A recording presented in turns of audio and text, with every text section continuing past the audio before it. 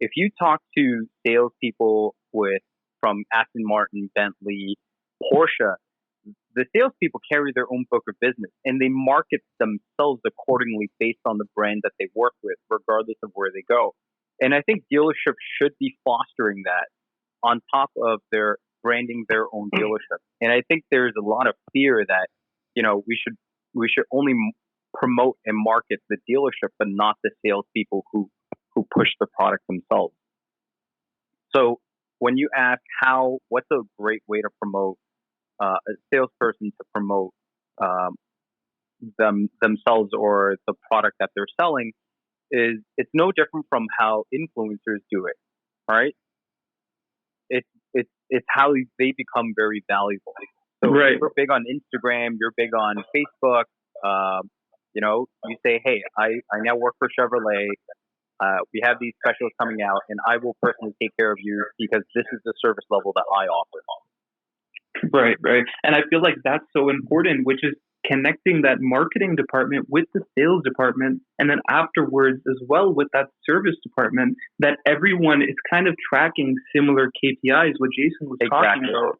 And to the point where the dealership can see all three aspects of marketing, sales, and service, and they can come to some sort of conclusions as to what is working and what isn't.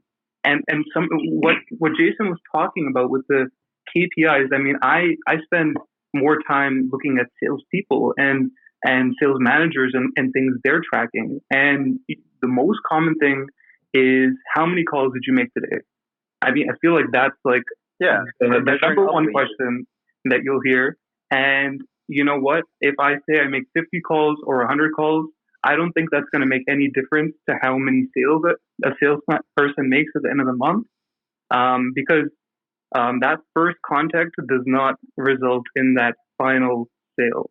And so I think a more accurate KPI would be how many people actually answered that first call of yours, how many people answered the second, the third, and then from there, how many leads did you push down your sales funnel, but actually get them to move forward in their buying journey, which can seem a little bit different, but I think everyone at the end of the day has the same goals, which is bringing awareness to that customer, letting them consider what those options actually are, and then moving forward only to those customers who actually would like to see those options, which is something that I feel like salespeople don't usually have the experience to consider what's going on in the buyer's mind. They're more thinking about what's the next step I need to do on my end to make sure this deal happens. When that buyer, it just maybe isn't ready, or maybe is still considering. I think the process you talked about, at least in the startup world, is not new. It's something we call the funnel flow. Mm-hmm. And dealerships don't use anything like that. And like you mentioned, they're focused on, how many people walk through the door, how many emails did we receive, how many phone calls did we gain, and who handled those calls accordingly.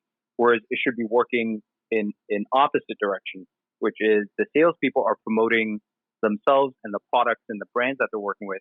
People are calling, people are coming in because of them. They may not be the one to facilitate those leads, but they're the reasons they're in the door. And that's what dealerships should be tracking.